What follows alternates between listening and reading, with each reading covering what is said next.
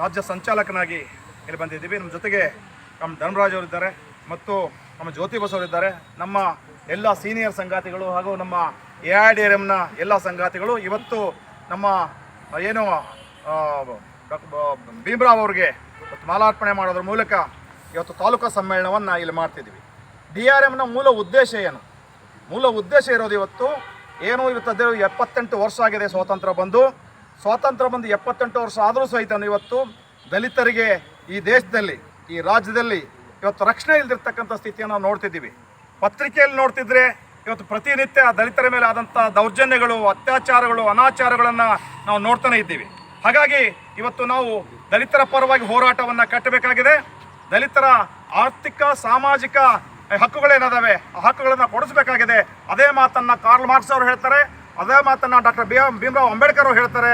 ಹಾಗೂ ಹಲವಾರು ಜನ ಹೋರಾಟಗಾರರು, ಹಲವಾರು ಜನ ಸಾಮಾಜಿಕ ಸುಧಾರಣೆ ಮಾಡ್ತಕ್ಕಂಥ ಚಳವಳಿಗಾರರು ಇವತ್ತು ಹೇಳಿದ್ದಾರೆ.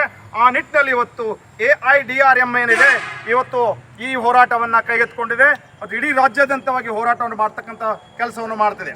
ಹಲವಾರು ಸಮಸ್ಯೆಗಳಿವೆ. ಇವತ್ತು ಓದಿದಂಥ ದಲಿತ ವಿದ್ಯಾರ್ಥಿಗಳು ಇವತ್ತು ಪದವೀಧರರಿದ್ದಾರೆ.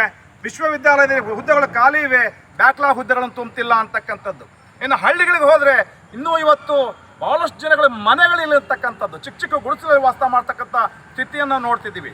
ಇವತ್ತು ಕೂಲಿಗಾರ ಕೆಲಸ ಮಾಡ್ತಿದ್ದಾರೆ, ಆ ಕೂಲಿ ಸರಿಯಾಗಿ ಸಿಗ್ತಿಲ್ಲ ಅಂತಕ್ಕಂಥದ್ದನ್ನು ನೋಡ್ತಿದ್ದೀವಿ. ಒಂದು ಇರೋದಕ್ಕೆ ಮನೆ ಇಲ್ಲ, ಅಡಿವೆಯಲ್ಲಿ ಒಂದು ಸಣ್ಣ ಭೂಮಿ ಇಲ್ಲ. ಇಂಥ ಸ್ಥಿತಿಯೊಳಗೆ ಇವತ್ತು ದಲಿತರು ಈ ರಾಜ್ಯದಲ್ಲಿ ಬದುಕ್ತಿದ್ದಾರೆ.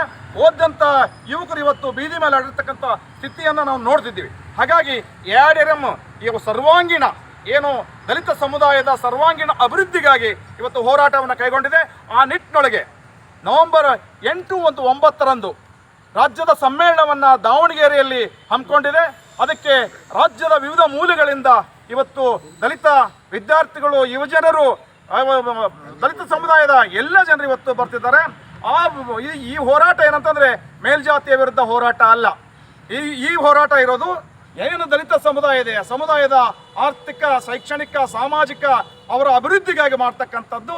ಈ ಹೋರಾಟವನ್ನು ತಗೊಂಡು ಹೋಗ್ತಕ್ಕಂಥ ಕೆಲಸವನ್ನು ನಮ್ಮ ಸಂಗಾತಿಗಳು, ಭಾರತ ಕಮ್ಯುನಿಸ್ಟ್ ಪಕ್ಷ ಇದಕ್ಕೆ ಬೆನ್ನೆಲುಬಾಗಿ ನಿಂತಿದೆ.